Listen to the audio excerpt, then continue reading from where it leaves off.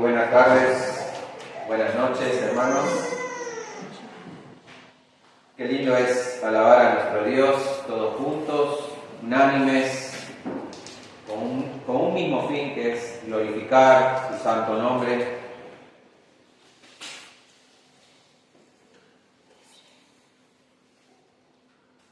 Qué lindo momento también pasamos hace una hora y media aproximadamente de tener ese momento de oración como iglesia, llevando las cargas los unos a los otros, sabiendo que tenemos un Dios bueno, misericordioso y que se compadece de nuestras necesidades. Él sabe por lo que estamos pasando, por lo que pasamos siempre. Él no es indiferente, sino que Él está siempre ahí con nosotros, presente. Y es bueno recordar siempre su fidelidad, su amor, entendiendo, mis hermanos, que Él nos oye, Él nos ama, y que si a veces Él no responde nuestras oraciones es porque aún en ese silencio Él busca lo mejor para nosotros, lo mejor para su iglesia. Así que debemos siempre confiar en Él, a pesar de que a veces pensemos que Él no nos escucha o que nos ha dejado, cuando no es así. Él prometió estar con nosotros hasta el fin del mundo. Amén. Muy bien, ahora vamos a pasar al tiempo de la palabra de nuestro Dios, pero antes de pasar, quisiera darle la bienvenida a Laura, ¿sí? Laura, que nos está visitando. Ella dice que se enteró de una iglesia sana por medio de las redes sociales, así que Laura, siéntete bienvenida, siéntete como en casa. Luego las hermanas seguro te estarán pidiendo tus datos para luego estar charlando contigo. Y qué bueno que estés aquí. Bueno, ahora sí, vayamos. Me estaba olvidando, sí. Ayer tuvimos nuestra reunión, nuestra asamblea anual como iglesia, donde vimos las diferentes actividades como iglesia, como miembros. Se informaron muchas cosas importantes que ahora no lo voy a decir por falta de tiempo. Pero bueno, sí, tuvimos nuestra asamblea, el cual fue un momento muy hermoso de comunión, donde pudimos intercambiar muchas ideas y donde los miembros también se enteraron cuál es el propósito de la iglesia, qué visión tiene la iglesia a cada futuro, y estemos orando por las decisiones que se tomaron el día de ayer. Muy bien, también quisiera saludar a las personas que nos ven por las redes sociales, que nos están viendo quizás en vivo o en la grabación en YouTube. Bueno, informarles que la semana pasada no se pudo grabar por problemas técnicos, pero esta semana hemos retomado con las grabaciones en vivo. Ahora sí, quiero que me acompañen, hermanos, al Evangelio de Juan, capítulo 17, y hoy vamos a estar viendo los textos, versículos del 1 al 5.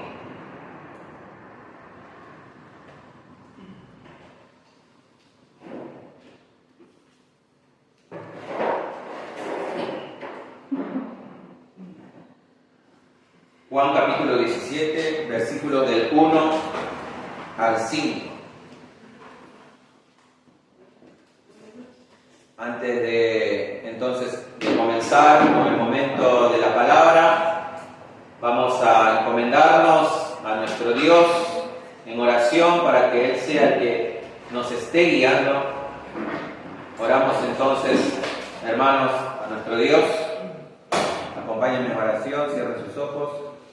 Dios mío, Señor, Padre amado, te damos gracias por este día, gracias por tu misericordia, por tu bondad, por tu amor. Gracias, Señor, porque nos permite reunirnos como iglesia, Señor, para alabarte, para adorarte, para bendecir tu santo nombre. Y te pido, Señor, en este momento, que tu Espíritu Santo esté obrando en tu iglesia, en nuestros corazones, que esté obrando en primer lugar en mí para poder predicar, Señor, tu palabra fielmente. Y también te pido que tu Espíritu Santo, Señor, esté obrando en el corazón de mis hermanos, de las personas que nos visitan también, las personas que nos ven por las redes sociales. Que tu Espíritu Santo, Señor, esté convenciendo de pecado, de justicia, de juicio, Señor. Que tu Espíritu Santo, Señor, esté edificando a tu iglesia, que esté santificando a tu iglesia por medio de tu palabra y que esté salvando, Señor, a los perdidos por medio de tu palabra. Señor, te damos gracias en el nombre poderoso de tu Hijo Jesucristo. Amén. Muy bien. Juan capítulo 17 es lo que vamos a estar viendo el día de hoy. Y en este capítulo 17 veremos el corazón del Hijo derramado ante el Padre por medio de la oración. Hermanos, la oración es uno de los medios de gracia más hermoso que Dios nos ha regalado para que tengamos comunión con Él. Curiosamente, en la última reunión que tuvimos con los hombres, estábamos estudiando el Evangelio de Lucas, capítulo 18, acerca de la oración, donde Jesús habla de esta necesidad de orar siempre y no desmayar. Jesús les enseña a sus discípulos por medio de una parábola conocida como la parábola de la viuda y el juez injusto, donde la viuda es tan insistente, pero tan insistente, que el juez injusto, el cual tenía las características de no temer a Dios, ni tenía tampoco el respeto por el hombre, este juez le hace justicia a la viuda. ¿Pero por qué le hace justicia?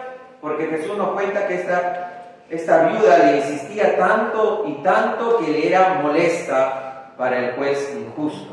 Y estaba a punto de hacerle perder la paciencia.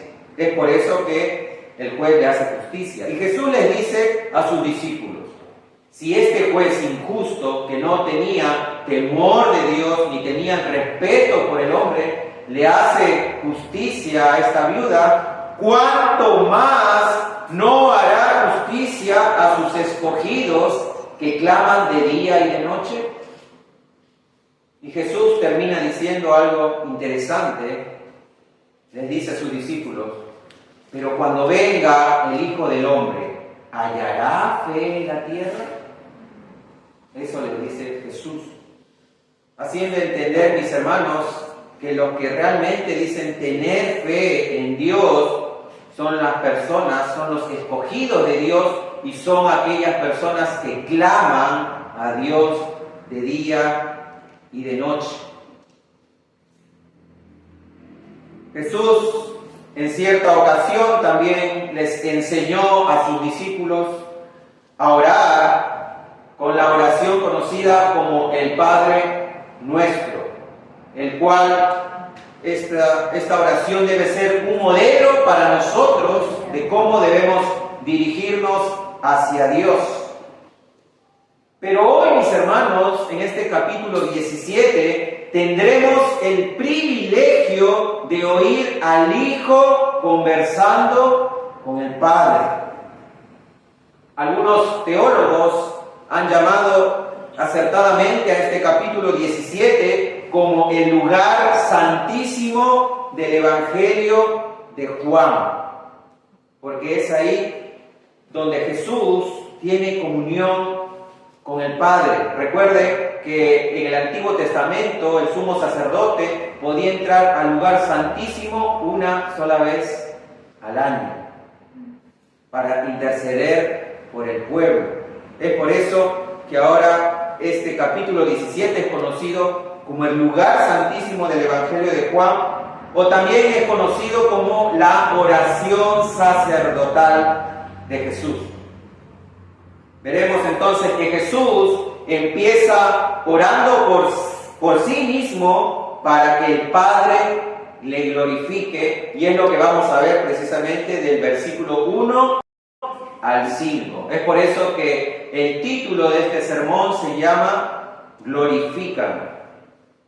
Luego veremos a Jesús orando también, no solamente por él, sino por sus apóstoles, para que Dios los guarde en su nombre y para que fueran uno y para que el Padre los guardara del maligno. Eso lo veremos seguramente la próxima semana, capítulo 17, versículos del 6 al 19.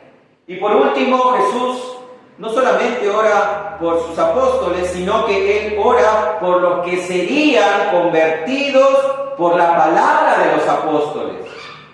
Es decir, nosotros que estamos acá presentes y todas esas personas que fueron convertidos por las palabras de los discípulos de Jesús. Él ora para que fueran uno en nosotros, dice Jesús, para que nosotros seamos uno juntamente con Jesús y con el Padre. Y eso está desde los versículos 20 al 26.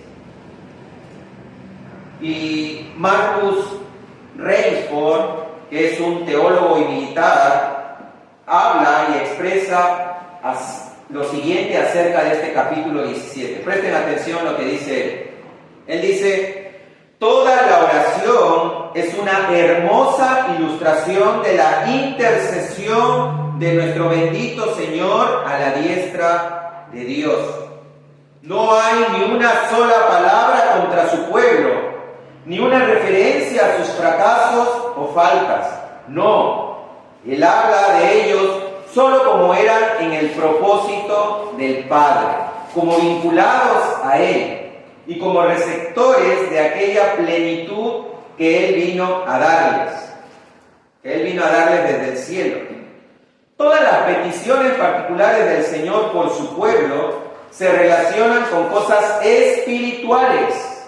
El Señor no pide riquezas para ellos, ni honores, ni influencia mundana, ni grandes puestos, pero sí que ora fervientemente para que sean guardados del mal, separados del mundo, preparados para el deber y llevados a salvo al hogar celestial. La prosperidad del alma es la mejor de las prosperidades, es el índice de la verdadera prosperidad. Fin de la cita. Entonces, mis hermanos, como les dije, veremos que Jesús ora al Padre en estos primeros 5 versículos para que el Padre glorifique al Hijo.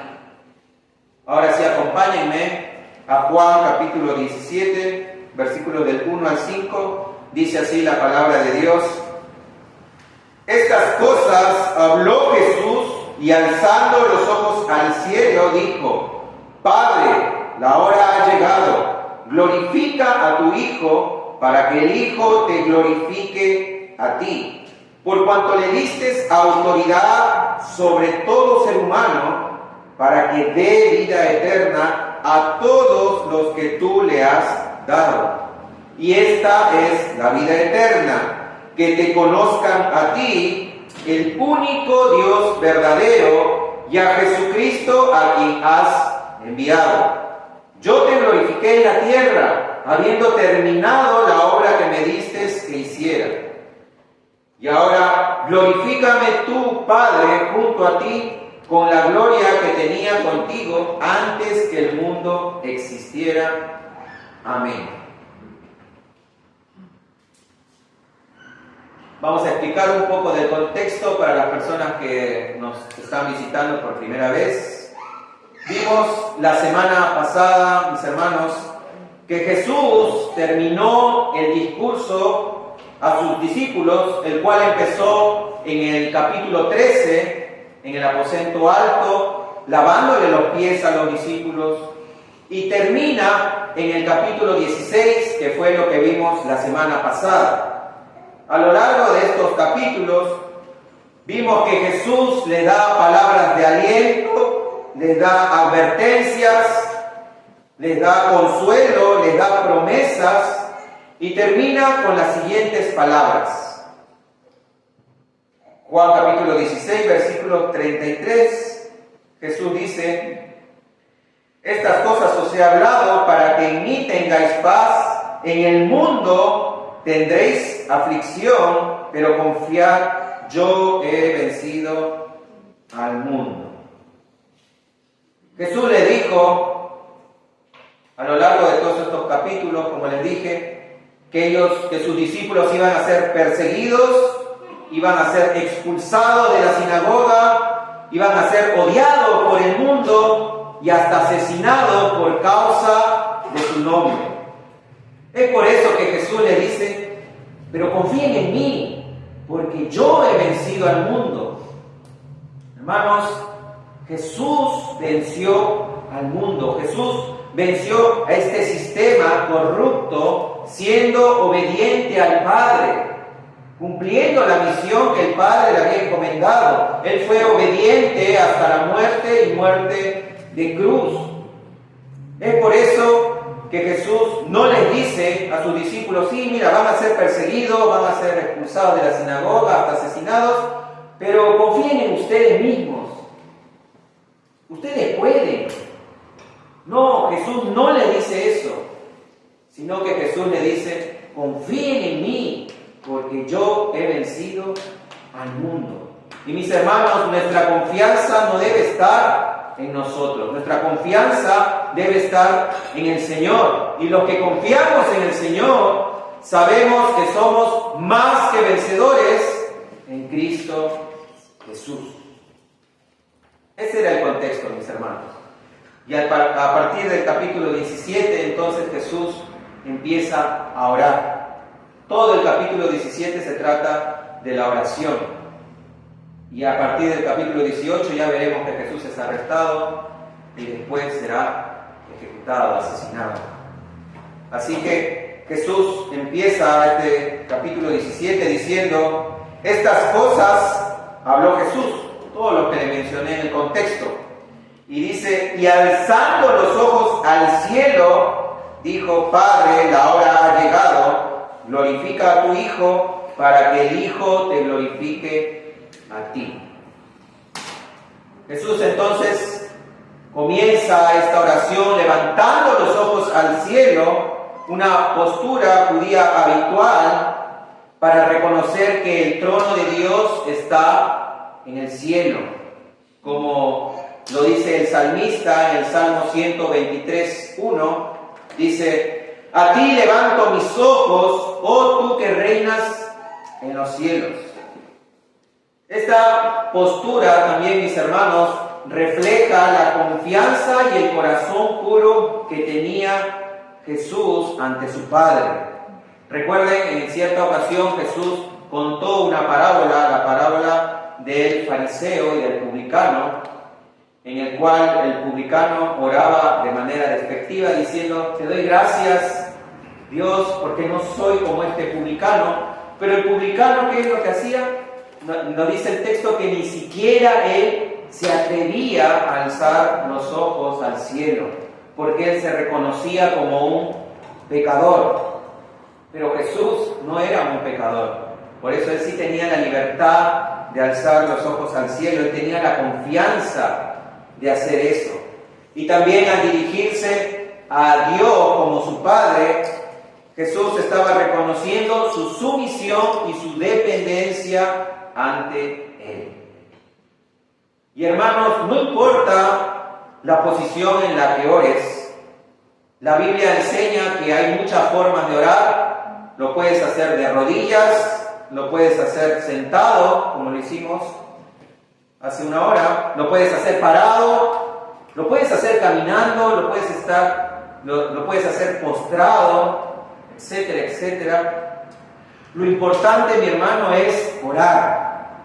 Lo importante es que busques de la presencia de Dios y que reconozcas tu dependencia de Él, que sin Él no puedes hacer nada. Jesús, mis hermanos, era un hombre de oración. Jesús, entonces, en esta oración le dice al Padre que la hora ha llegado.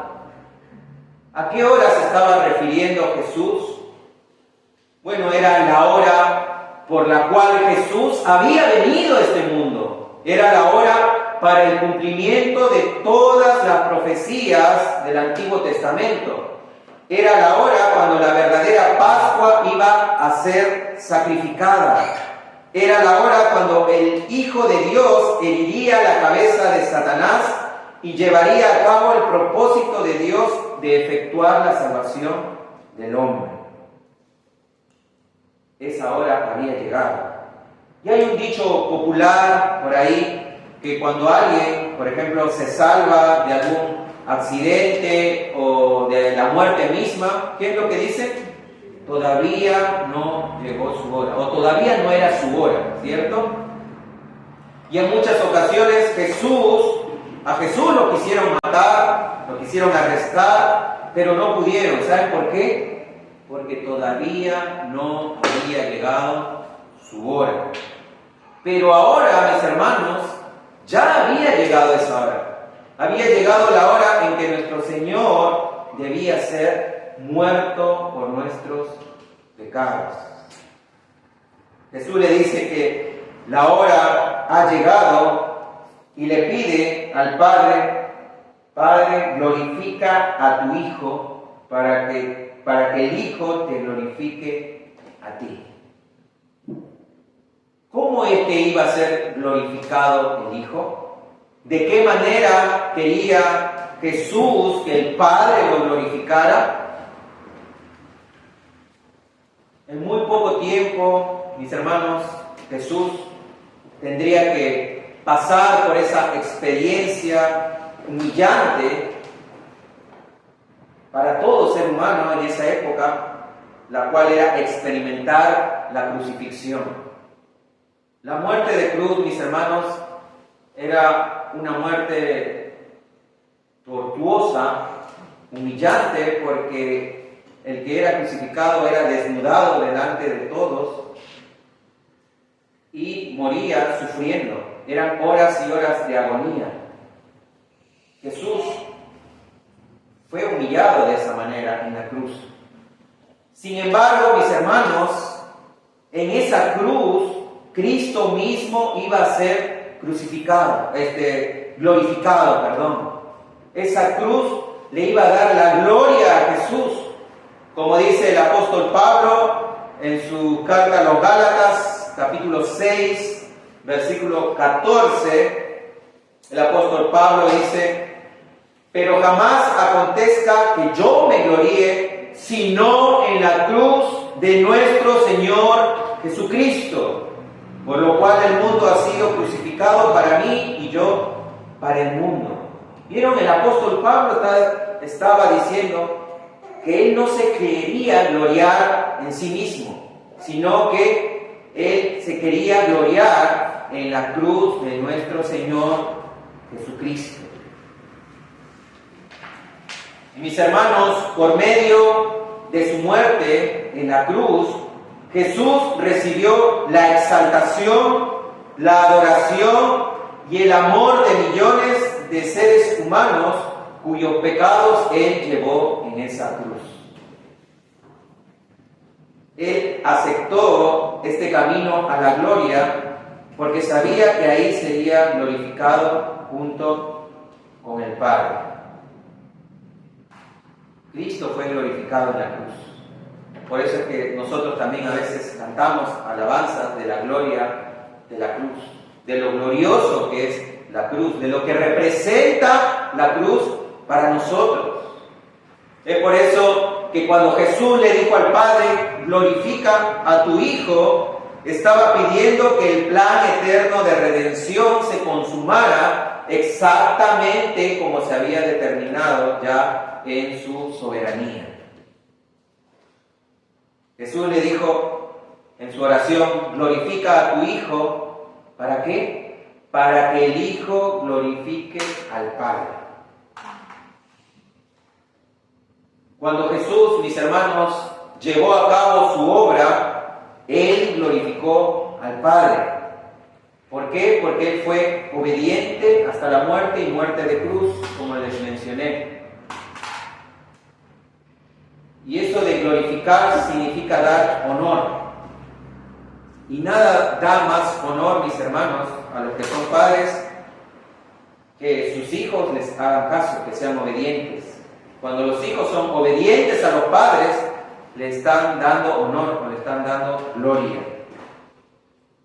Y es decir, mis hermanos, Jesús, al buscar su propia gloria en oración, también buscaba la gloria de su Padre. Como lo vimos ya hace meses en Juan capítulo 13, versículo 31 al 32, dice Juan 13 del 31 al 32. Entonces, cuando salió, el contexto era de que Judas Iscariote había ya comido del bocado y fue a entregar a Jesús. Entonces el texto empieza diciendo, entonces cuando salió, es decir, Judas Iscariote, Jesús dijo, ahora es glorificado el Hijo del Hombre y Dios es glorificado en él. Si Dios es glorificado en él, Dios también le glorificará en sí mismo y le glorificará enseguida. Y como vimos, mis hermanos, la cruz, como vimos en ese pasaje, la cruz glorifica tanto al Hijo como al Padre. ¿Por qué? Porque nos muestra tanto el corazón del Hijo como el corazón del Padre, pues ambos están involucrados por igual en la obra de la redención del hombre. De tal manera que la obra del Hijo en la cruz sirve para mostrar también la gloria del Padre. Y en la cruz, mis hermanos, Dios el Padre reveló su rectitud, su justicia y su santidad. ¿Cómo? Al requerir la sangre preciosa de Cristo como de un cordero sin mancha y sin contaminación. Dios reveló ahí en esa cruz, Dios el Padre reveló que Él es un Dios justo, es un Dios recto y es un Dios santo, el cual no va a dejar el pecado impune. Él tiene que hacer pagar al pecador. Y es por eso que Jesús se ofreció como ese cordero en expiación por nuestros pecados. Al mismo tiempo también en la cruz vemos la gracia de Dios, su misericordia y su amor. ¿Cómo? Al enviar a su propio Hijo santo y amado a morir por nuestros pecados. Podemos ver la gracia porque ninguno de nosotros que estamos aquí sentados y hemos sido salvados merecíamos la salvación. Pero Dios es misericordioso y que por amor a nosotros envió a su Hijo, a su único Hijo, a morir por nuestros pecados. Es por eso que vemos también que la cruz glorifica al Padre. Versículo 2 dice: por cuanto le diste autoridad sobre todo ser humano para que dé vida eterna a todos los que tú le has dado. Jesús entonces sigue orando. Él pide ser glorificado y que esa gloria va a glorificar al Padre. Y que el resultado de esa obra que Él iba a hacer en la cruz, como resultado Dios le ha dado al Hijo toda la potestad sobre toda la humanidad. Es decir, le ha dado autoridad. Dios le dio potestad al Hijo y le daba el derecho al Hijo de dar vida eterna. ¿A quién? A todos aquellos que el Padre les ha dado. Una vez más debemos recordar, mis hermanos, que desde antes de la fundación del mundo, Dios señaló a ciertos hombres como pertenecientes a Cristo. Como hemos ya estudiado en la carta a los Efesios, nosotros los que hemos sido salvados, hemos sido predestinados desde antes de la fundación del mundo. Sin embargo, Dios ofrece la salvación a todo a quien quiera recibir a Jesucristo por medio de su Evangelio.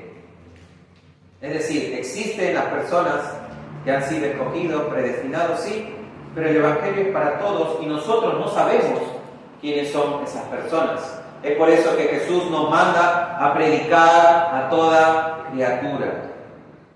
Y John MacArthur, un teólogo, un pastor estadounidense, dice lo siguiente acerca de este versículo. Él dice: los pecadores, pues, no se salvan porque inherentemente sean dignos de la salvación o sabios para escogerla, como dice en Efesios capítulo 2, versículos del 1 al 10. Dice que ellos no se salvan así, sino porque el Padre los lleva con amor al Hijo, con el propósito de entregárselo como un regalo. En respuesta al amor del Padre, el Hijo no tarda en recibirlos, pues son el regalo de su amado Padre. El Hijo no abre sus brazos a los pecadores porque lo merezcan o lo busquen, sino porque está completamente feliz de recibir el presente que el Padre preparó para él antes del inicio del tiempo, y luego son buscados y salvados. Fin de la cita. Hermanos, esto quiere decir que los creyentes, es decir, los que estamos aquí, los que hemos creído en Jesucristo, son secundarios en el ámbito del plan eterno de Dios. ¿Por qué? Porque la principal preocupación del Padre desde la eternidad siempre ha sido glorificar al Hijo. Igualmente, la principal preocupación del Hijo es el honor y la gloria del Padre. Así que ese es el sentido del pasaje, mis hermanos. Nosotros somos secundarios. Toda la gloria es para Dios. Si nosotros hemos sido salvados por gracia, por amor, porque Dios nos tuvo misericordia, es para la gloria de Dios. Para eso hemos sido creados, para glorificar a Dios. Y Jesús continúa orando, luego de que le dice que Él ha recibido toda autoridad sobre toda carne, sobre todo ser humano, para que le dé vida eterna. Jesús dice: y esta es la vida eterna, versículo 3, que te conozcan a ti, el único Dios verdadero, y a Jesucristo, a quien has enviado.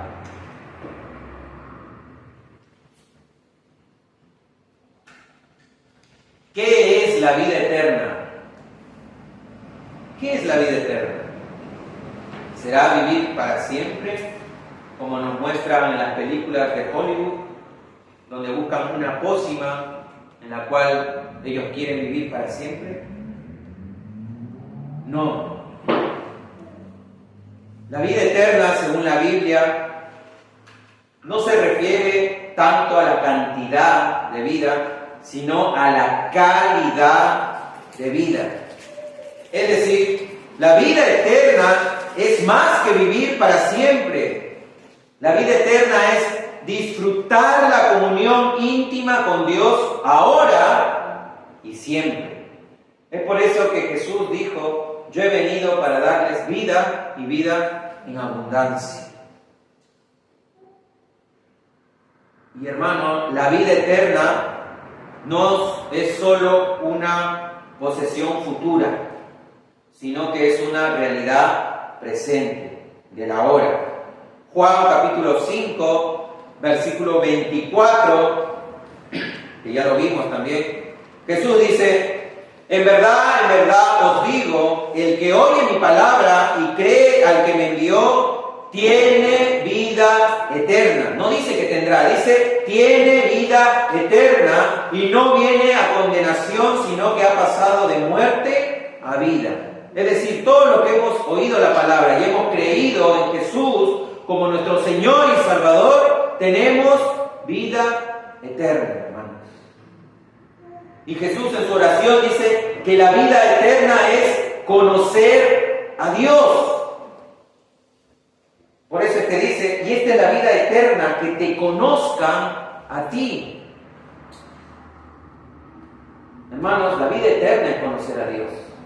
Y no simplemente se trata de un conocimiento superficial, cognitivo e intelectual, sino que se trata de una verdadera comunión con Él.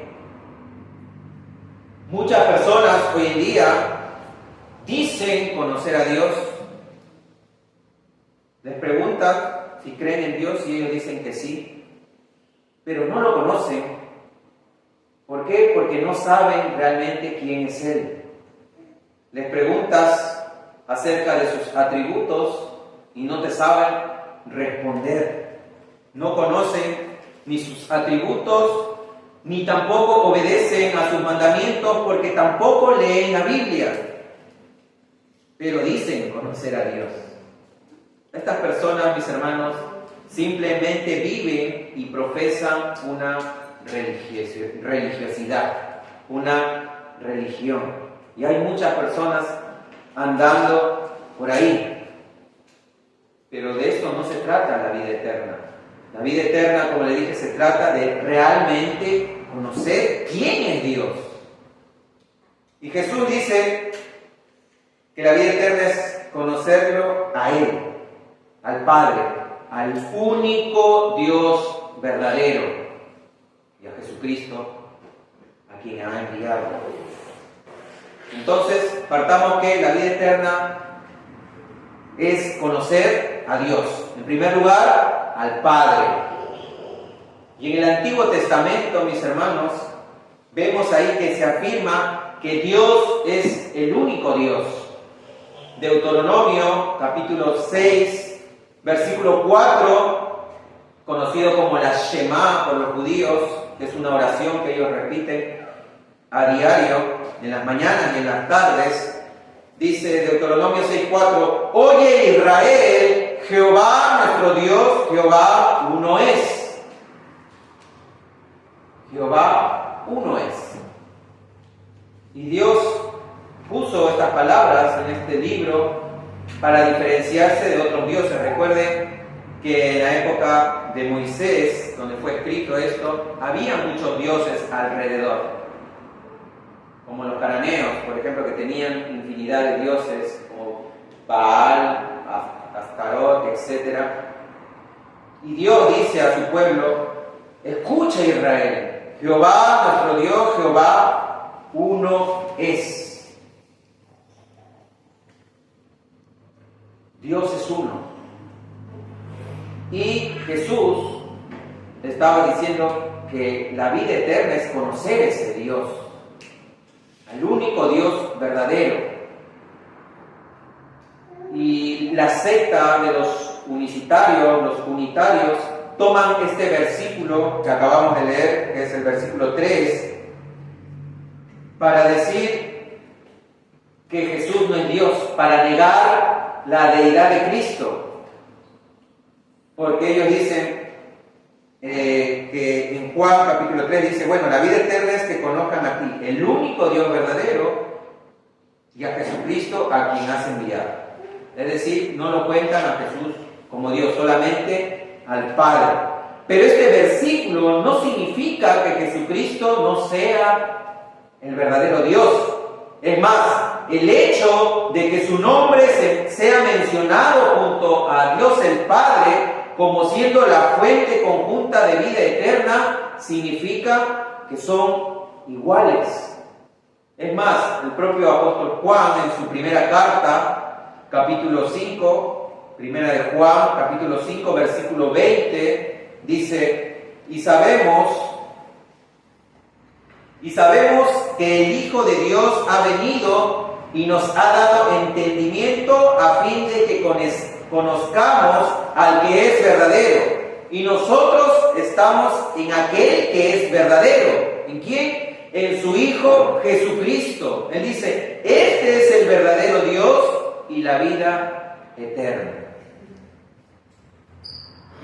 Hermanos, el Padre es el único Dios verdadero y no puede ser conocido aparte del Hijo.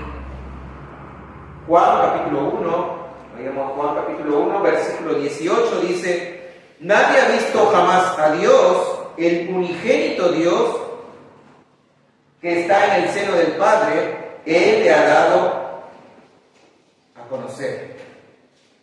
El Hijo ha dado a conocer al Padre.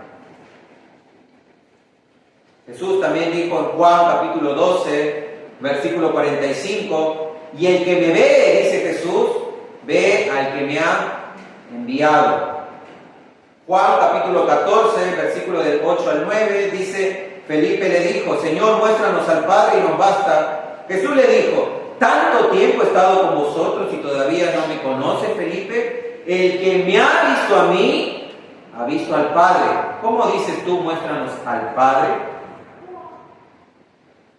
Hermanos, sin Jesús no hay vida eterna. Conocer a Dios implica conocer al Padre y conocer al Hijo, a Jesucristo, a quien has enviado, dice Jesús, en el versículo 3. Y esta es la única vez que Jesús se refiere a sí mismo como Jesucristo.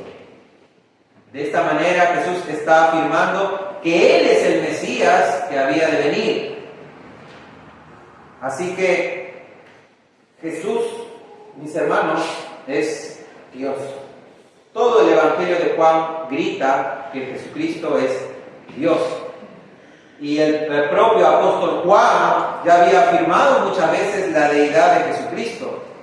Como vimos en el primer capítulo, Juan capítulo 1, versículo 1 dice, en el principio era el Verbo, y el Verbo estaba con Dios, y el Verbo ¿qué? Era Dios. Hermanos, Jesús no es solo una criatura, un ser creado como algunos dicen.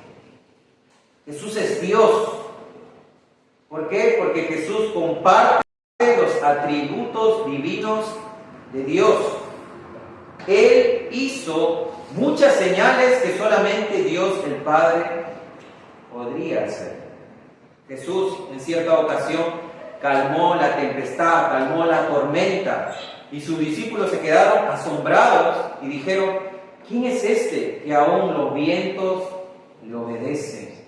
Hermanos, como vimos, Jesús caminó sobre el agua desafiando las leyes de la naturaleza, las leyes de la física. Jesús resucitó muertos, Jesús multiplicó los panes y los peces, etcétera, etcétera. Jesús, mis hermanos, también mostró su omnisciencia. Mateo capítulo 9, versículo 4, dice, hablando a los fariseos, dice, y Jesús, conociendo sus pensamientos, dijo, ¿por qué pensáis mal en vuestros corazones? ¿Vieron? Este texto nos dice que Jesús puede conocer nuestros pensamientos, lo que nosotros pensamos, lo que hay dentro de nuestros corazones. Jesús también, mis hermanos, era adorado, cosa que solamente a Dios se le puede adorar. Si Jesús no fuera Dios, sería una blasfemia adorarlo. Mateo capítulo 4, versículo 11 dice, el diablo entonces le dejó y he aquí ángeles vinieron y le servían. Incluso los ángeles le servían. Y en muchas ocasiones muchas personas vinieron y se postraron y adoraron a Jesús. Jesús también, mis hermanos, perdona pecados, cosa que también solamente Dios el Padre puede hacer. Marcos capítulo 2, versículo 5, dice, viendo Jesús la fe de ellos, dijo al paralítico, hijo, tus pecados te son perdonados. Por eso es que los fariseos se enfurecieron y dijeron: blasfemia, eres un blasfemo, solamente Dios puede perdonar pecados. Y Jesús lo demostró diciéndole al paralítico: camina, anda. Y fue sanado. Y también Jesús muchas veces, como vimos en el Evangelio de Juan, Él se mostró diciendo, se identificó, como el yo soy del Antiguo Testamento. Ese yo soy en el cual Dios se manifestó a Moisés. Jesús en muchas ocasiones dijo: yo soy el pan de vida, yo soy la puerta, yo soy el camino, la verdad y la vida, yo soy la resurrección y la vida, etcétera, etcétera. Hermanos, esto nos muestra que Jesús es Dios. Pero quiero que me acompañen a un pasaje muy controversial también. Primera de Corintios, capítulo 8, versículo 6. Quiero que me acompañen ahí en sus Biblias.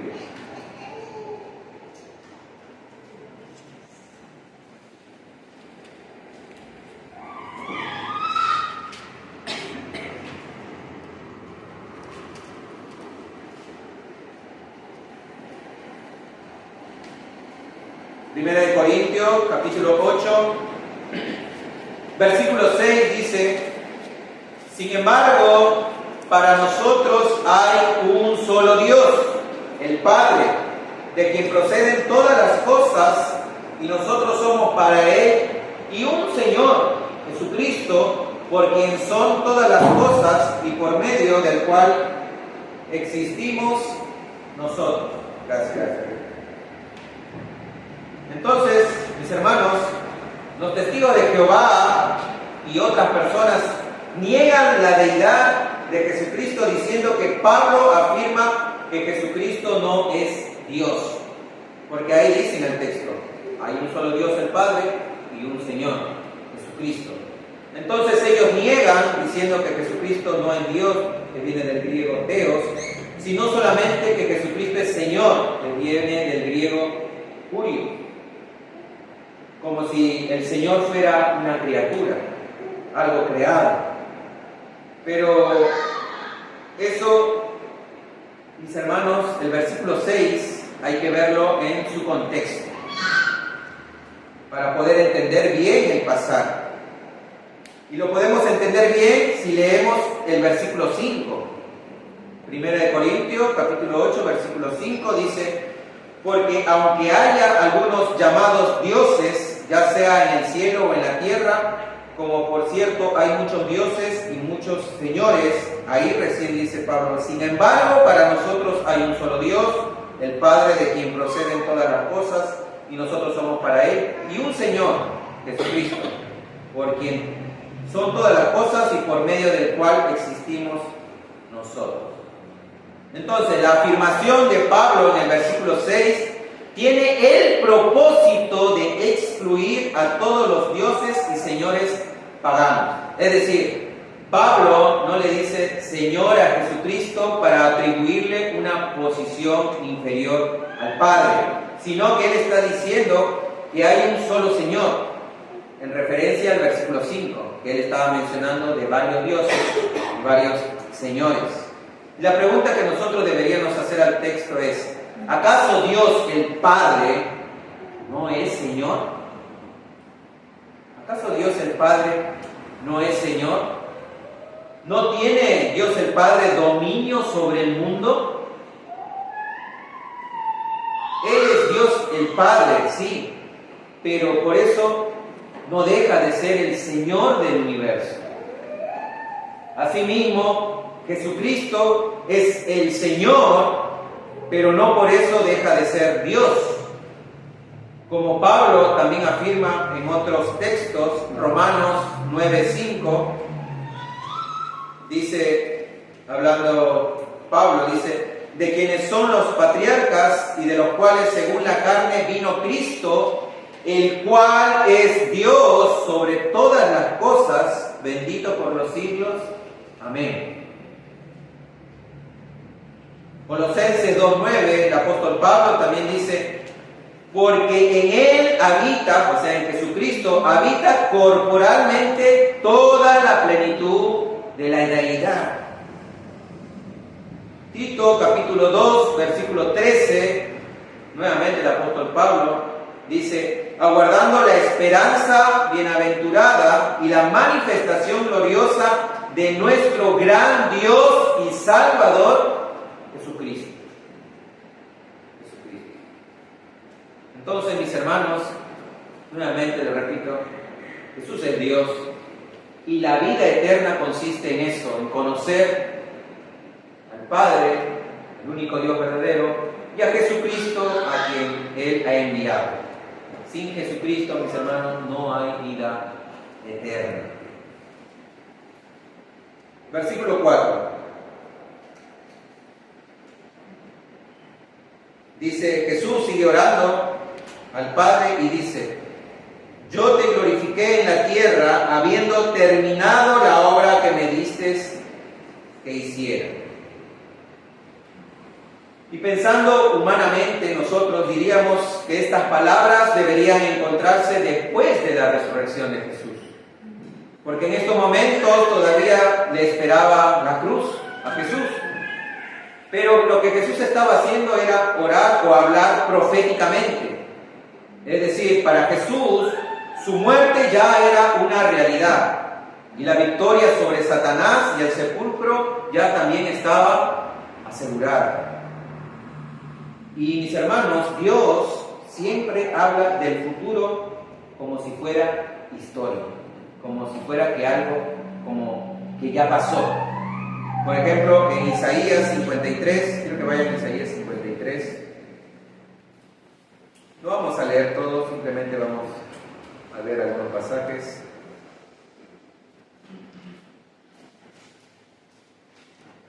Isaías 53, Dios habla precisamente del futuro como si ya fuera historia.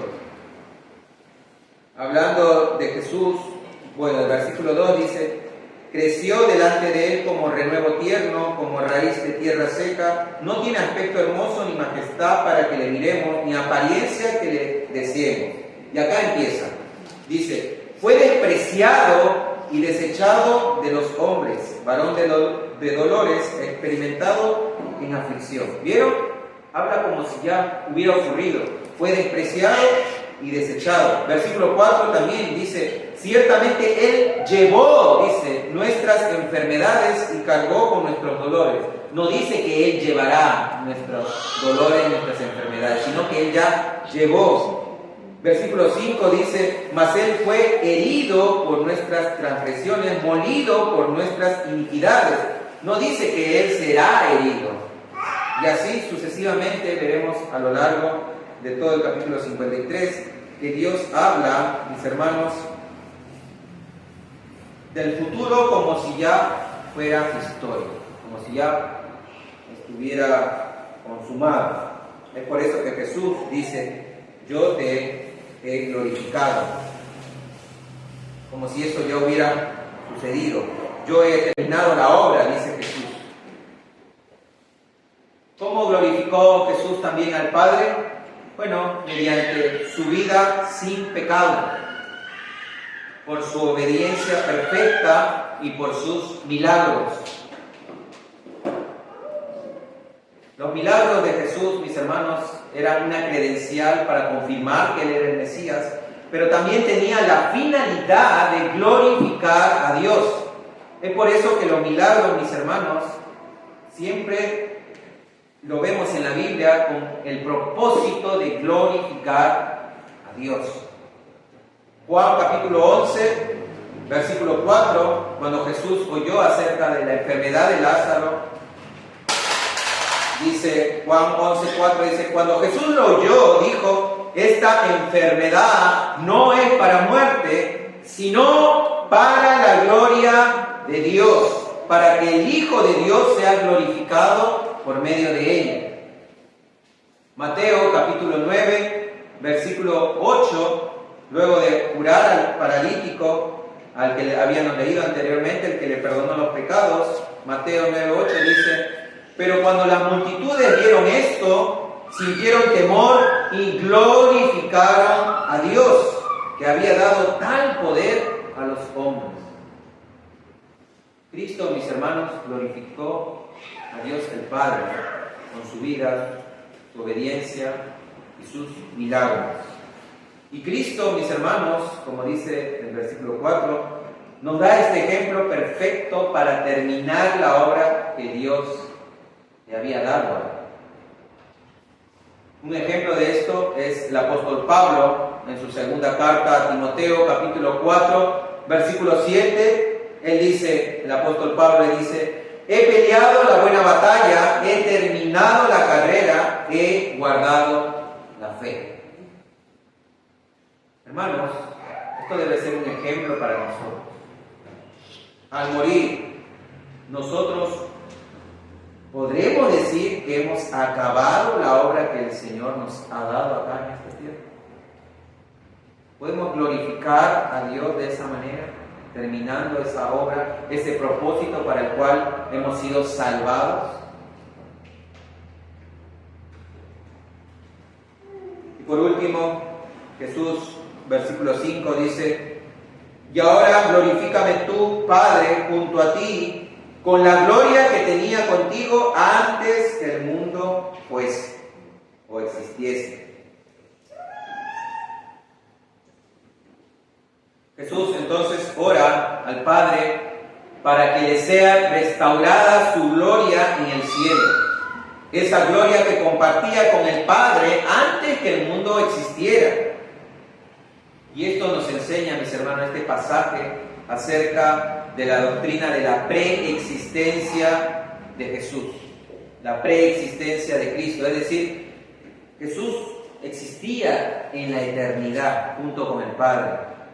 Y como lo vimos anteriormente en el pasaje de Juan 1:1, dice eso. En el principio dice que existía el Verbo. Y el Verbo estaba con Dios siempre en el principio. Y ese Verbo era Dios, es decir, Jesús. Juan 8:58 también dice: Jesús le dijo: en verdad os digo, antes que Abraham fuese, yo soy. O antes que Abraham naciera, yo soy. Y es por eso que también los fariseos se enfurecieron, los judíos se enfurecieron diciendo: pero tú cómo vas a hacer antes que Abraham si apenas tienes como 30 años, eres joven. Jesús estaba hablando de su preexistencia.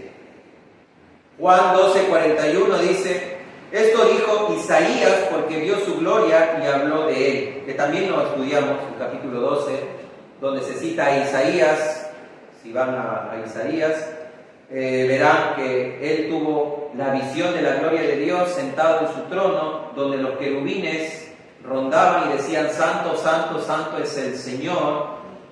Y el apóstol Juan nos dice aquí que Isaías vio la gloria de Jesús. Era Jesús a quien había visto. Y como sabemos, mis hermanos, Dios el Padre cumplió la oración del Hijo. Dios el Padre glorificó al Hijo. Filipenses capítulo 2, versículo del 6 al 11, dice, hablando de Jesús, el cual, aunque existía en forma de Dios, no consideró el ser igual a Dios como algo a que aferrarse, sino que se despojó a sí mismo, tomando forma de siervo, haciéndose semejante a los hombres, y hallándose en forma de hombre, se humilló a sí mismo, haciéndose obediente hasta la muerte y muerte de cruz. Y aquí viene la exaltación, la glorificación del Hijo. Versículo 9. Por lo cual Dios también lo exaltó hasta lo sumo y le dio un nombre que es por sobre todo nombre, para que en el nombre de Jesús se doble toda rodilla de los que están en el cielo y en la tierra y debajo de la tierra, y toda lengua confiese que Jesucristo es el Señor, para la gloria de Dios Padre. Dios cumplió la oración de Jesús, lo glorificó, como también lo podemos ver en Hechos capítulo 7, versículo 55, cuando Esteban estaba siendo apedreado, dice Hechos 7:55, pero Esteban, lleno del Espíritu Santo, fijó los ojos al cielo y vio la gloria de Dios y a Jesús puesto en pie a la diestra de Dios. Hermanos, ya para terminar, vemos entonces que la oración de Jesús era buscar la gloria, pero con esa gloria buscar la gloria del Padre también. Y para terminar, te quiero hacer esta pregunta a ti. ¿Te cuesta orar, hermano? Quizás es una de las disciplinas espirituales más difíciles. Hoy en día hay muchos cristianos que les cuesta orar. La verdad es que no pueden estar más de 10 minutos orando. Otros dicen que no saben cómo orar, no saben qué decir, se les acaban las palabras, se les acaban las ideas. Y si es así, en estas semanas estaremos aprendiendo de la propia boca del Señor Jesucristo cómo es que Él oraba al Padre. Así que, hermano, te invito a seguir viniendo para aprender juntos de esta hermosa oración dada en el capítulo 17. Hermanos, vimos en este estudio que Jesucristo oró para su propia glorificación. Obviamente nosotros no vamos a orar por nuestra propia gloria, pero sí debemos orar para que nuestra vida glorifique a Dios. ¿Cómo glorificamos a Dios? Siendo obedientes a sus mandamientos, cumpliendo el propósito que Dios tiene para nosotros en nuestras vidas. Y eso de la gloria ya también está asegurada para nosotros. Como Romanos 8:30 lo dice el apóstol Pablo, Romanos 8:30, conocido como el Ordo Salutis o el orden de la salvación, dice lo siguiente: a los que predestinó, es decir, a los que iban a ser salvados, nosotros, dice, a los que predestinó, a esos también llamó. Y a los que llamó, a esos también justificó. Y a los que justificó, a esos también glorificó. Es decir, mis hermanos, si nosotros hemos creído en Jesucristo, es porque hemos sido predestinados, es porque hemos sido llamados por medio del Evangelio y hemos sido justificados al creer en que Cristo murió por nuestros pecados. Y también, mis hermanos, está la garantía de que seremos glorificados juntamente con Él. Así que debemos orar, sí, para que nosotros reflejemos cada día más a Cristo, a las personas, siendo obedientes, actuando de manera correcta, y es así en la cual Dios es glorificado. Y sobre todo, mis hermanos, predicando el Evangelio, porque cada vez que un alma se salva es para glorificar a Dios. Y por último, recordemos que la vida eterna, mis hermanos, no es algo futuro, sino que comienza acá en la tierra, creyendo en Jesucristo como nuestro Señor y nuestro Salvador. Pero la pregunta que les hago es: ¿conoces a Dios? ¿En verdad lo conoces? ¿En verdad crees que lo conoces? Como vimos, conocer a Dios no se trata de algo cognitivo, solamente es decir, del conocimiento, sino más bien de tener una relación con Él. ¿Tienes una relación real con Dios, el Padre, con el Hijo, por medio de su Espíritu? Si no es así, te invito a que reflexiones en esto, que puedas arrepentirte de tus pecados, creer en Jesucristo como tu Señor, como tu Salvador, y entregarle tu vida a Él. Y precisamente para eso vamos a terminar este sermón con una oración. Oramos, hermanos. Dios, Padre amado, Padre Santo, te damos gracias por este estudio. Gracias, Señor, por tu palabra.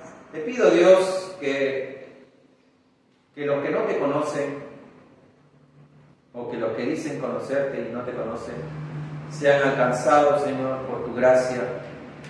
Que tú, Señor, obres en nuestros corazones, en los corazones de las personas que aún no han creído en tu Evangelio. Que los salves, Señor. Te pido que tengas misericordia de ellos y que tengas misericordia también de los que ya hemos creído, para que te conozcamos más y más cada día, Señor. Y que por medio de este conocimiento podamos, Señor, vivir una vida que te agrade y una vida que te glorifique. Te damos gracias, oh Padre amado, en el nombre poderoso de tu Hijo Jesucristo.